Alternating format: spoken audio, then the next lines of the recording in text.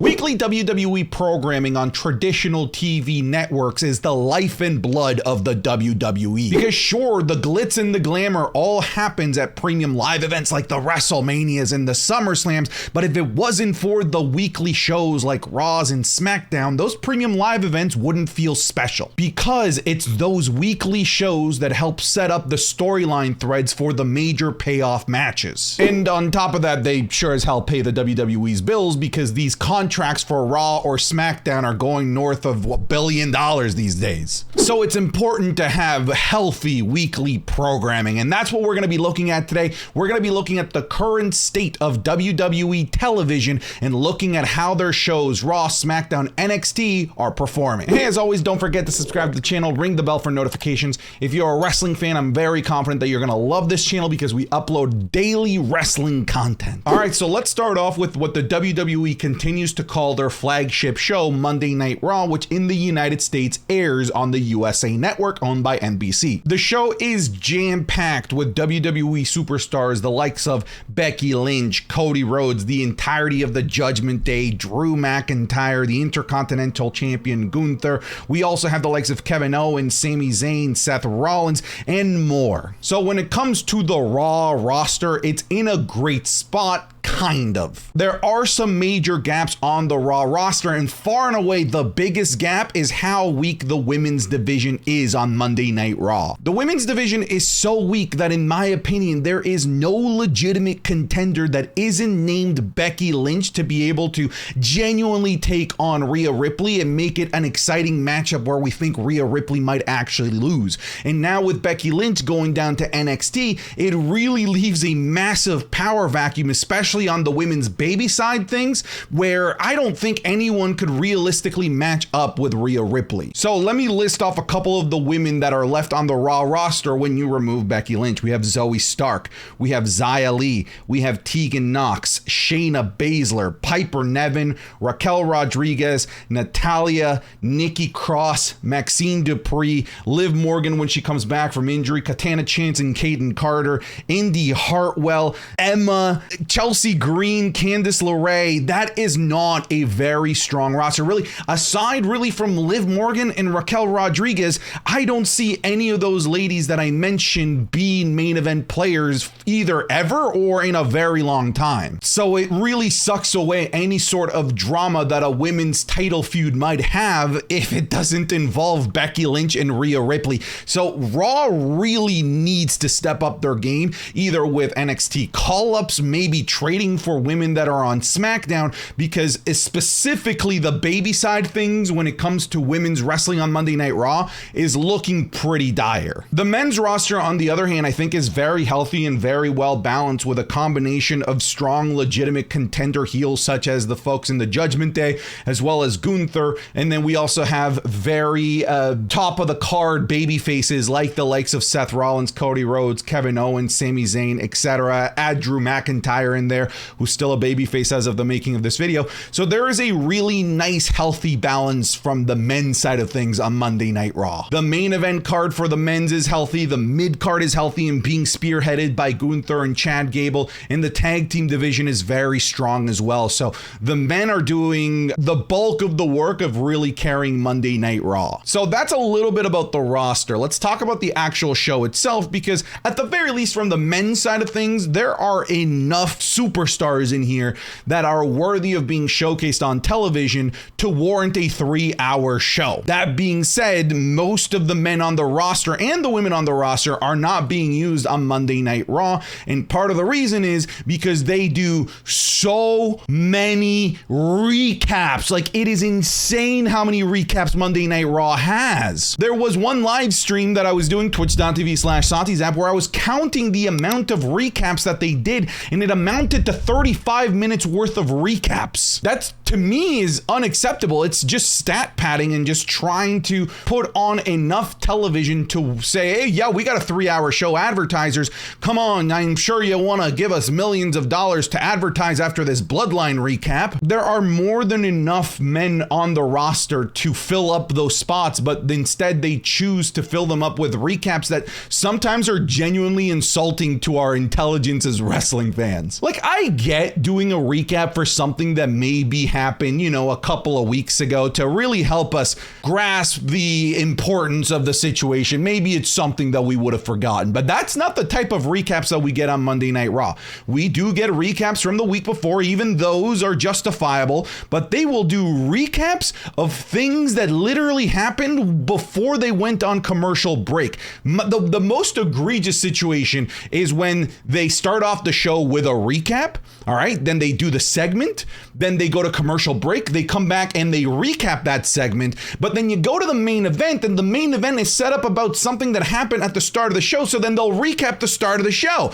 It's nuts, man. The recaps are getting out of hand on Monday Night Raw. I mean, we're gonna get to the point where they're gonna do recaps of recaps, and I mean, at that point, we're really just in the Matrix. If I had my way with Monday Night Raw, like, I would remove the majority of these recaps, put in other storylines, other wrestling matches, backstage segments, and really utilize the depth of your roster. Like, think of guys like Apollo Crews that are officially on the Monday Night Raw roster that never get used. Dexter Lumis, the Johnny Garganos of the world, the Katana Chance and Caden Carter, who are the only legitimate tag team on Raw that never get used, even in the tag team division, where the tag team titles, the women's tag titles, are on Monday Night Raw. It literally doesn't make any sense. There are so many people that are constantly left off of television on Monday Night Raw. So overall, like, I'm sure financially it's doing great, but like, Raw is a chore to get through. If it wasn't for my live streams and me doing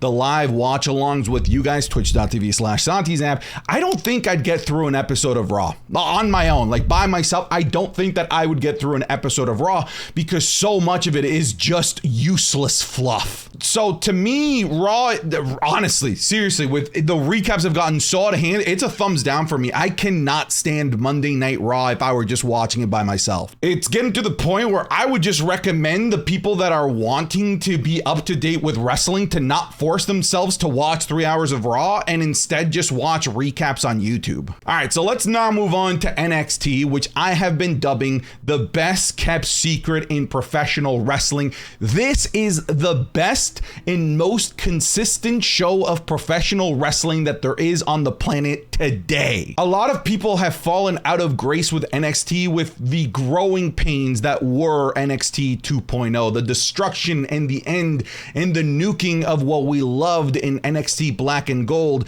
led a lot of us, including myself, to step away from watching NXT. No, we didn't want to watch Braun Breaker and Grayson Waller and Carmelo Hayes. Like, who are these people? Where are my Black and Gold darlings? But hey, those NXT 2.0 alumni have grown up and they have absolutely left a legacy worth watching in the current NXT. NXT has little to no recaps. It is a show almost entirely of wrestling and backstage segments and interviews, exactly what a professional wrestling show needs to be, and it is a full 2 hours, and it often even goes overtime. So a couple of the notable standouts in the NXT roster are, of course, Braun Breaker, Dominik Dijakovic, aka Dijak, Ilya Dragunov, who I firmly believe may just be the best professional wrestler on the planet today and just doesn't get enough love and spotlight because he's over down in NXT. And then of course we have the Tiffany Strattons of the world. So like, there is a healthy crop of young talent that are just ready to be called up at any moment into the main roster. Similar to Monday Night Raw, though, I would say there's a couple of divisions that are lacking. I would say that the NXT men's division is doing a great job, both at the main event status, at the Heritage Cup status, and at the North American title status. So I think that the men's roster is doing a great job of maintaining that. The women's roster, similar to Raw, is struggling to the point where I said I don't see anyone being worthy of beating Tiffany Stratton or having a good feud with Tiffany Stratton unless it's somebody that comes down from the main roster, and that ended up being Becky Lynch. But it's not just the women, women, it's the tag team division. The tag team division needs to go through an entire overhaul to make it feel special again, like it was in NXT Black and Gold. I will say this right now. The current iteration of NXT is significantly more valuable than NXT Black and Gold will ever be to the WWE, because I love NXT Black and Gold. I'm a firm believer that the prime years of NXT Black and Gold was the best wrestling product on the planet, period. But it was a wrestling show. It was an independent promotion living within the bounds of the WWE. NXT today is a true farm system for the main roster. It is doing a much better job of getting NXT graduates ready for the main roster, far better than NXT Black and Gold ever did. I'll say NXT Black and Gold, the better wrestling show, but the better farm system and the better WWE product is the current day NXT. But yeah, NXT is absolutely making waves. I think it is time, if you gave up on NXT because of the NXT 2.0 wave, it is time to jump back in. We are getting quality matches like NXT Black and Gold, but with the better production and better storylines that the WWE has been trying to really insert into the current crop of NXT to make them better workers for the main roster. I think it is a fantastic product and you need to watch it. I'm telling you, it is the best kept secret in wrestling because everybody still thinks that it sucks. It doesn't. Absolute thumbs up. We have WWE main event. Okay. So for those that don't know what a WWE main event is, I don't blame you. Honestly, you don't need to watch WWE main event. It is like a filler arc of professional wrestling. It is there predominantly to give talent that don't get used on Monday Night Raw because of all of the recaps to be able to stay limber and not get rusty in the ring. And usually the matches from main event are taped before that episode of Monday Night Raw. But what frustrates me about main event is that like the opening video package to main event has like all of the major stars. It's got like Kevin Owens in there, Roman Reigns, making you believe, oh my goodness, the tribal chief might appear on main. No, he won't. He won't. This is a wrestling show that is entirely missable. A common main event in here might be somebody like Natalya versus Xia Li. Like you're not missing anything. Feel free to remove this from your repertoire. I don't even know why they make a show out of this. Like I think it's perfectly fine to have it for the live audience, and I think it serves its purpose of giving talent the ability to wrestle, giving NXT potential soon-to-be call-ups the ability to wrestle in front of a larger audience with the glitz and glamour of WWE main roster production. But for people watching at home, like this is an entirely missable wrestling show. So whatever, like it's kind of whatever. It serves its purpose, but for me, I'm never gonna sit down and watch an episode of main event. So whatever, thumbs down. And then last on the WWE's main docket is of course Friday Night Smackdown, which airs on Fox. And it's been home to the biggest stars and the biggest storylines in wrestling for the last couple of years, which is why when I was talking about Monday Night Raw, I put air quotes when I said the flagship show, because I think that the flagship show has now become Smackdown. Now at 2 hours, Smackdown, with how big their roster is, actually doesn't feel long enough. I think Smackdown is one of those shows that could definitely benefit from having extra time, whether it's 2.5 hours or a full 3 hours. But I just know that if they were to do 3 hours, we've seen it with Monday Night Raw, that they would just use that time to do more recaps and do more useless shit that doesn't benefit the viewer. As it stands, like SmackDown does recaps, but not to the level of egregiousness that Monday Night Raw does. I think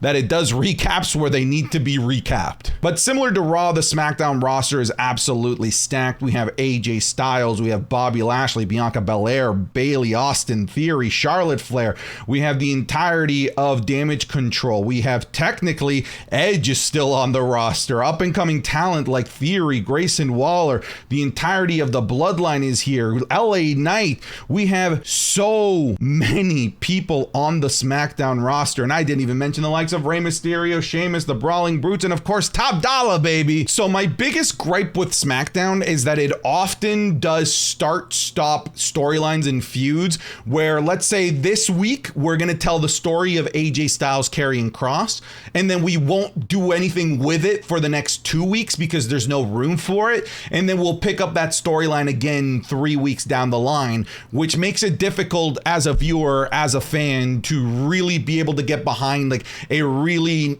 strong narrative thread line. And it's very common for SmackDown to do this, where one week they address a storyline, another week they don't, and then they come back to that storyline. And I think the problem lies in its shorter runtime, where if they were to have that extra hour and they didn't use it for recaps, they would have plenty of time to be able to every week be able to hit narrative points on story beats. So I would say that that's probably my biggest gripe with SmackDown these days. Another gripe that I had, which doesn't really apply nowadays, is that we would often have SmackDown episodes where out of the 2 hours, we would get maybe an hour 20 of like professional wrestling broadcast without any commercials, and out of that hour 20, about 35 minutes might be left for just bloodline related storylines. I think the WWE has kind of taken a step back and realized that there's other stories that can be told. So as of the making of this video, that's not really a problem. But the men's roster on SmackDown is stacked. The women's roster on SmackDown is absolutely stacked. Like, just so many top tier main event caliber women, so many of which who should go to Raw and have a feud with Rhea Ripley, because there's so much top tier talent on SmackDown that sometimes it feels like people who should be top tier, like Io Sky, Asuka, who were champions, are being treated lesser than. But if they were to go to Raw, they definitely get a lot more screen time and be probably utilized better. Because I mean, on SmackDown alone, we have Bianca Belair, Bayley, Charlotte Flair, Io Sky, Asuka. There are Zelina Vega as well. Like, there are so many top tier, very popular women that that it's almost too many, honestly, like in terms of being able to give all of them major storylines and major matches. So from a roster perspective, SmackDown is probably much better off than Monday Night Raw in terms of its overall balance between all the divisions. In my opinion, SmackDown is the best main roster show of the two. I can sit down by myself without streaming on twitch.tv/SantiZap, and I can get through an entire episode of SmackDown. Like, I don't need that added incentive of being watched by like 1,000 people to, like, I need to be able to get through Monday Night Raw. So overall, the state of SmackDown as of the making of this video is thumbs up, especially because SmackDown, there was a time where I'm like, man, why is this still even a show? Like, why does this still exist? But SmackDown has definitely done a great job of getting out of the doldrums, and it's now, in my opinion, the premier flagship show of the WWE. All right, I mean, hell, you made it this far into the video, so here's just a quick little bonus extra treat. AEW Dynamite, I think, is a great show. My biggest concern with AEW Dynamite is that sometimes it feels like they just make matches out of nowhere with no storyline, but it's not necessarily the case, because those storylines will be created on Rampage and then sometimes have matches on Dynamite. So if you don't watch Rampage, which I don't blame you, because they market it as if it's AEW's version of WWE main event, then you don't get a lot of the story beats that are happening over on Dynamite. And then sometimes you have stories that start on Dynamite and then they're like, well, now the match is happening on Friday Night Rampage, but you're like, fuck, I don't want to spend, another hour watching more wrestling after Friday Night SmackDown to watch Rampage. Figure it out. Give the shows separate identities. Like, if I just want to watch Dynamite, I should be able to 100% follow all of the storylines and story beats that are going on without forcing myself to watch fucking Rampage, because I don't want to watch fucking Rampage, okay? But aside from that, Dynamite's a pretty good show, but that I think is a legitimate gripe, but that's also on me for not making the effort to watch Rampage. But yeah, I don't know, fucking sue me, I'm not watching Rampage. Collision, by the way, I'm doing this last bit one take because I know that I don't actually have that many fans of AEW that follow my channel and follow my stuff. I think like 99% of you are like WWE diehards, but hey, this is for the couple of people that follow me that like AEW. Collision, this is the best show on AEW's roster of shows. Honestly, it's going to be very interesting what they do with it, because it had a very separate identity from Dynamite and Rampage, in that it was almost like its own little bubble, its own little world, because it was created just for CM Punk. And in that time that CM Punk was the flag bearer of AEW Collision became the best show in AEW. It was putting on the best matches because the storylines were being split between Collision and Rampage. You could just watch oh my God, you could just watch Collision. This is one take. This is the last bit. I'm trying to make my editor's life much easier here. If you just watch Collision, you knew what was going on. That's it. You didn't need to watch goddamn filler episodes of Rampage. I don't know what's going to happen with Collision now that CM Punk is in there. Is AEW programming going to now just be this web where people can go anywhere? And now for me to be able to follow storylines on Dynamite, I have to watch Rampage and Collision. That's going to be annoying. Anyways, I'm done. Get out of here.